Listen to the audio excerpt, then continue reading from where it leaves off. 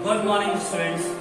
आज मैं आपको मैथ्स में आगे के क्वेश्चंस करा रहा हूँ पृष्ठीय क्षेत्रफल और आयतन पे। देखिए, हमने आपको बताया था इस चैप्टर में अगर आप फिगर बना लेते हैं तो आपके लिए सम्स बहुत इजी हो जाते हैं। इस चैप्टर की सबसे बड़ी क्वालिटी यही है कि जिसने फिगर बना लिया तो उसको अपने आप पता चल जाता है कि हमें करना क्या है। तो देखिए क्या कह रहा है सवाल, कोई बर्तन खोखले अर्धगोले के आकार का है। तो देखिए खोखला अर्धगोला बना लीजिए। ये हमने एक खोखला अर्धगोले के आकार का हमने ये बर्तन बना लिया। ठीक है स्टूडेंट्स, ये देखिए ये खोखले अर्धगोले के आकार का ये एक बर्तन बना लिया। उसके ऊपर एक खोखला बेलन रखा गया है, तो इसके ऊपर एक बेलन रख दीजिए। ये हमने इसके ऊपर ये देखिए बेलन रख दिया। ठीक है, ठीक। तो ये मेरी आकृति बन गई कि ऊपर बेलन नीचे अर्धगोला। कह रहा है अर्धगोले का व्यास 14 सेंटीमीटर। व्यास की बात आई, हमको पता है कि मेंसुरेशन चैप्टर में हमको त्रिज्या की जरूरत होती है, चाहे कोई भी फॉर्मूला हो, व्यास की जरूरत नहीं है। तो सबसे पहले व्यास दे रखा है 14, तो तुरंत इससे त्रिज्या निकाल लीजिए। त्रिज्या क्या हो जाएगी 14/2, 2 एकम 2, 2 सत्ते 14, 7 सेंटीमीटर। त्रिज्या हमारी कितनी आ गई 7 सेंटीमीटर। तो अर्धगोला ये है, इसकी ये भी त्रिज्या होती है और ये भी त्रिज्या होती है। तो ये पोर्शन भी हमारा दे रखा है 7 सेंटीमीटर और ये वाले पोर्शन भी हमारा 7 सेंटीमीटर होगा। तो स्टूडेंट देख लीजिए, ये भी त्रिज्या 7 सेंटीमीटर होगी और इधर वाले पोर्शन की भी त्रिज्या 7 सेंटीमीटर। यदि बर्तन की कुल ऊंचाई 13 सेंटीमीटर, तो देखिए बर्तन की कुल ऊंचाई यहां से यहां तक की कुल ऊंचाई इसने दे रखी है हमको 13 सेंटीमीटर। ठीक है, तो बर्तन का पृष्ठीय क्षेत्रफल क्या है। देखिए पृष्ठीय क्षेत्रफल का मतलब क्या होता है, पृष्ठीय क्षेत्रफल का मतलब होता है वक्र पृष्ठ। तो वक्र पृष्ठ हम पहले बेलन का निकाल लें, फिर अर्धगोले का निकाल लें, दोनों को जोड़ दें, हमारा आंसर आ गया। तो अब देखिए ये 7 सेंटीमीटर है, तो ये भी कितनी हो जाएगी 7 सेंटीमीटर। ठीक है, अब आप अगली चीज देखिए, टोटल इतनी ऊंचाई इसकी 13 है और यहां से यहां तक की ऊंचाई इसकी 7 है। तो बेलन की ऊंचाई कितनी आ जाएगी स्टूडेंट्स, देखिए ये 7, तो इसी के सामने रेखा लेते चले आइए डॉटेड। तो ये देखिए हमने डॉटेड रेखा बढ़ा ली, तो इसका मतलब कितने पोर्शन की ऊंचाई हमारी कितनी दे रखी है 7। टोटल 13 है, कितने पोर्शन की ऊंचाई 7 है, तो ये मेरी कितनी हो गई बेलनाकार भाग की ऊंचाई 7 6 13, केवल 6 सेंटीमीटर। ठीक है, समझ में आ गया आपको। जैसा एग्जांपल ले लिया, ये एक आपके सामने डस्टर रखा हुआ है, इस डस्टर की टोटल ऊंचाई 13 है और जो जितने भाग को मैंने ये डार्क से कलर कर दिया है, ये देखिए इसकी ऊंचाई अगर 7 हो तो रिमेनिंग पोर्शन की ऊंचाई हम कैसे निकालेंगे, पूरे से इस ऊंचाई को हम सबट्रैक्ट कर देंगे। तो वही चीज हमने की। टोटल ऊंचाई बेलन की हमारी खिलौने की दे रखी थी 13 और इतनी वृत्त की त्रिज्या 7 थी, तो 7 के सामने इतने पोर्शन की 7 हो गई, तो ये ऊंचाई हमारी कितनी हो गई 6। तो देखिए हमें फिगर में सब कुछ मिल गया। अब हम इसको सॉल्व कैसे करेंगे, लिखेंगे सबसे पहले बेलन का वक्र पृष्ठ। बेलन का वक्र पृष्ठ क्या होता है 2 पाई r h। 2 इंटू पाई की वैल्यू 22/7, रेडियस हमारी दे रखी है 7 और ऊंचाई बेलन है तो केवल बेलनाकार भाग की ऊंचाई ही हमारी ली जाएगी। वो कितनी है 6, ये मैंने लिख ली 6।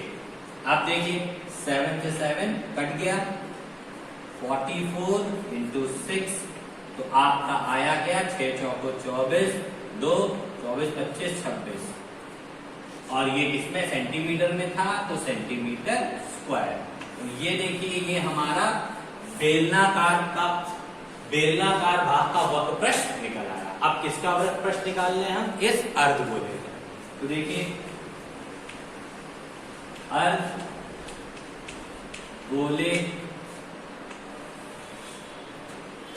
का वक्र पृष्ठ फॉर्मूला क्या होता है, 2 पाई आर स्क्वायर, 2 इंटू पाई की वैल्यू और आर की वैल्यू हमारी कितनी है 7 का स्क्वायर। तो देखिए क्या हो जाएगी, 2 इंटू 22/7 इंटू 7 इंटू 7। देखिए स्टूडेंट्स 7 का स्क्वायर लिखा था इसलिए मैंने 7 इंटू 7 लिखा, 7 1 जा 7, 7 1 जा 7, तो 2 2 जा 4, 2 2 जा 4 इंटू 7, 7 4 जा 28, कैरी 2 7 28 और 30, कितना आ गया 308 सेंटीमीटर स्क्वायर। तो देखिए इस पोर्शन का वक्र पृष्ठ आ गया 308, ऊपर वाले का वक्र पृष्ठ आ गया 264। तो हमें पूरी आकृति का पृष्ठीय क्षेत्रफल निकालना है, तो लिख देंगे कुल, यहां लिख देता हूं मैं, कुल आकृति का पृष्ठीय क्षेत्रफल।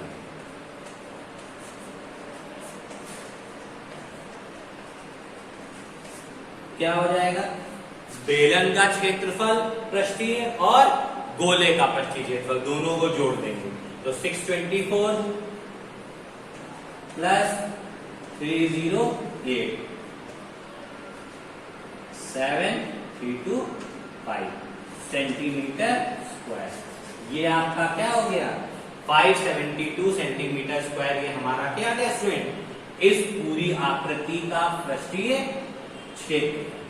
ठीक है स्टूडेंट, देखिए 8 4 12 कैरी 1 6 1 7 3 2 5, तो पूरी आकृति का क्षेत्रफल कितना आ गया 572 सेंटीमीटर।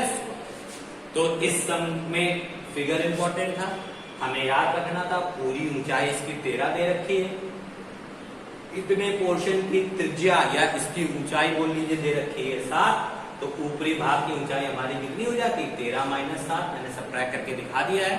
और आप लोग जब सब चीजें फिगर में हमें पता हो गई तो हमने अलग अलग अपना प्रश्न निकाल लिया और दोनों को ऐड कर दिया और ये मेरा आंसर आ गया। तो ये इंपॉर्टेंट क्वेश्चन है, इस टाइप के क्वेश्चन ही आपसे हमेशा पूछे जाते हैं, तो इस क्वेश्चन को नोट डाउन कर लीजिए।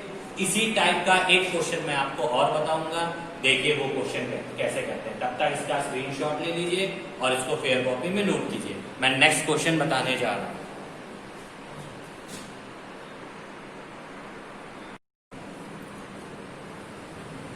देखिए स्टूडेंट दूसरा क्वेश्चन है, एक तंबू बेलनाकार है, मतलब एक तंबू जो है वो बेलन के आकार का है जिसके ऊपर एक शंकु रखा हुआ है। ठीक है, देखिए एक तंबू बेलन के आकार का, सबसे पहले एक बेलन बना लीजिए, ये मैंने एक बेलन बना लिया,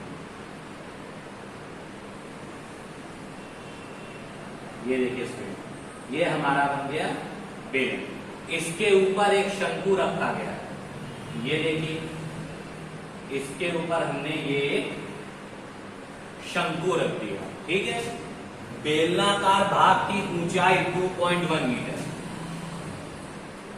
ये ऊंचाई होती है बेलनाकार भाग, तो हम इसको बाहर लिख रहे हैं, ये दे रखती है 2.1 मीटर, तथा व्यास 4 मीटर है। व्यास पूरे भाग की लंबाई हमारी इसकी दे रखी है 4 मीटर। कह रहा है शंकु की तिर्यक ऊंचाई 2.8 मीटर, तिर्यक ऊंचाई मतलब ये दे रखी है हमारी 2.8 मीटर।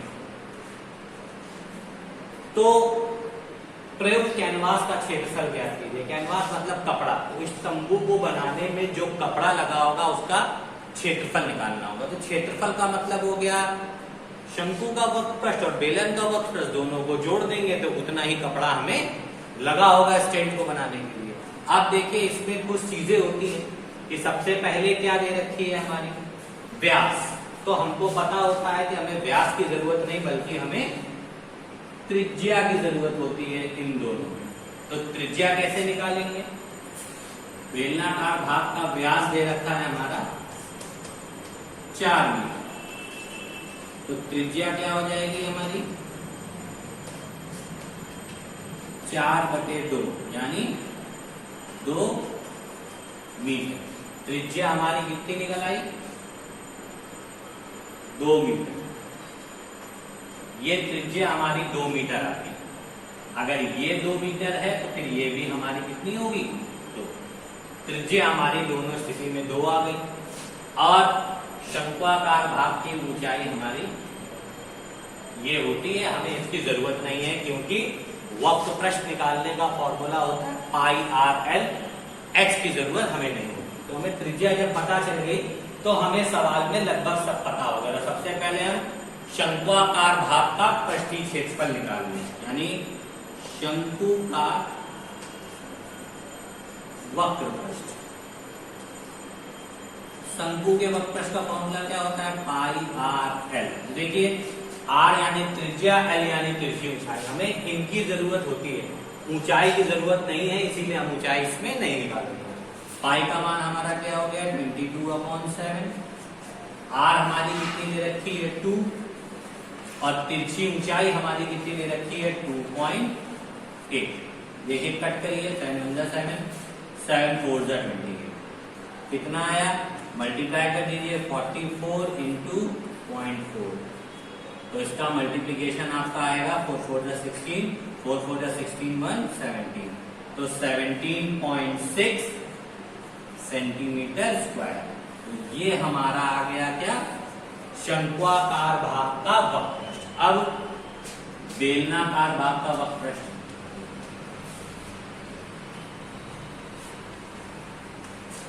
भाग का वक्र पृष्ठ क्या होता है फॉर्मूला 2πr/h। 2 × पाई की वैल्यू 22/7, r हमारी 2 है और h हमारी जो बेलनाकार भाग की ऊंचाई है वो है 2.1। ठीक है स्टूडेंट्स, देखिए h हमारी बेलनाकार भाग की ऊंचाई थी वो 2.1 लिख दी। त्रिज्या हमारी 2 थी तो हमने 2 लिख दिया। 7 × 7, 7 × 3 = 21, तो 0.3 आ गया। मल्टीप्लाई कीजिए 2 × 2 = 4, 4 × 2 = 8, 4 × 2 = 8, 88 × 0.3।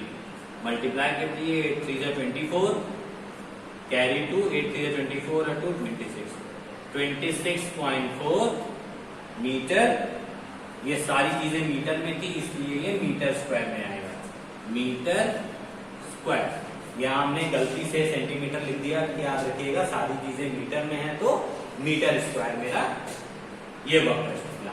हमको निकालना है प्रयुक्त कैनवास की आवश्यकता। तो हमको पता है प्रयुक्त कैनवास, कैनवास का मतलब होता है कपड़ा। इस तंबू में कितना कपड़ा लगा होगा तो इसका पृष्ठीय क्षेत्रफल प्लस इसका पृष्ठीय क्षेत्रफल दोनों को जोड़ देंगे तो वही उतना ही कपड़ा हमारा लगा होगा। तो हम लिख देंगे प्रयुक्त कैनवास, प्रयुक्त कैनवास बराबर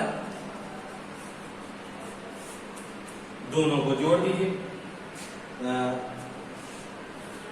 17.6 प्लस 26.4, क्योंकि 17.6 ये हमारा आया शंकु का वक्र पृष्ठ और 26.4 हमारा बेलस का वक्र पृष्ठ आया। अब इन दोनों को जब हम जोड़ेंगे तो देखिए क्या आएगा स्टूडेंट्स, जोड़ने पे आएगा 6 + 4 10, कैरी 1, 7 × 6 13, 1 14, कैरी 1, 2 1 3 1 4। तो कितना आ गया 44.0। तो ये कट गया, डेसिमल के बाद 0 की कोई वैल्यू नहीं होती। तो 44 मीटर स्क्वायर इतने कपड़े की रिक्वायरमेंट होगी हमको, मतलब इतने मीटर कपड़े की। अब जो कपड़ा लगा होगा उसका क्षेत्रफल हमारा क्या होगा 44 मीटर स्क्वायर। इतने क्षेत्रफल हमारा कपड़ा जो होगा वो तंबू बनाने में खर्च होगा। तो देखिए ये क्वेश्चन मैंने दूसरा भी बता दिया आपको समझा भी दिया कैसे क्या करना है। बस आपको इसको भी अपनी फेयर कॉपी में नोट कर लेना है, जिससे कोई भी प्रॉब्लम ना हो, आपको हर चीज अच्छी तरीके से समझ में आ जाए। तो स्टूडेंट्स अच्छी तरीके से फिगर बना लीजिए, सम को समझ लीजिए, अपनी फेयर कॉपी में नोट कर लीजिए। अगर कुछ भी समझ में नहीं आया है तो हमसे मैसेज या कॉल के थ्रू पूछिए। Thank you and have a nice day.